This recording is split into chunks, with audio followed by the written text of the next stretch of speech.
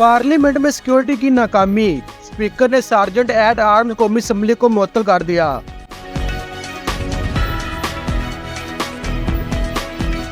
Speaker कौमी assembly सरदार अय्याज सादिक ने parliament में सिक्योरिटी की नाकामी पर सार्जेंट एट आर्म कौमी असम्बली को 4 माह के लिए मुअत्तल कर दिया।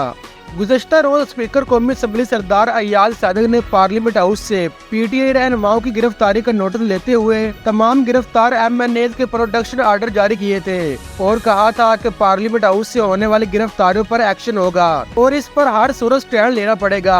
न सिर्फ सारे दरवाजों बल्कि हर जगह की वीडियो मांगी है ताकि जिस पर जिम्मेदारी डालनी है हम डालें।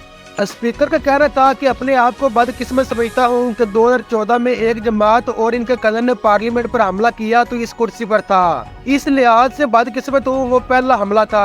दूसरा हमला मौलाना सलाहुद्दीन अयूब के कमरे पर छापा पड़ा, वो भी हमारी बदकिस्मती थी। अब स्पीकर कौमी असम्बली सरदार अय्याज सादिक ने पार्लियामेंट हाउस की सिक्योरिटी के मामले पर 20 ग्रेड के सार्जेंट एट आर्म कौमी असम्बली मोहम्मद अशफाक अशरफ को 4 माह के लिए मुअत्तल कर दिया। इसके अलावा सरदार अय्याज सादिक ने पार्लियामेंट में सिक्योरिटी की नाकामी पर 4 सिक्योरिटी एहलकारों को भी 4 माह के लिए मुअत्तल कर दिया। मुअत्तल होने वालों में सिक्योरिटी असिस्टेंट वकास अहमद और 3 junior assistant security officer Ubaidullah, Waheed Safdar और मोहम्मद हारून शामिल हैं।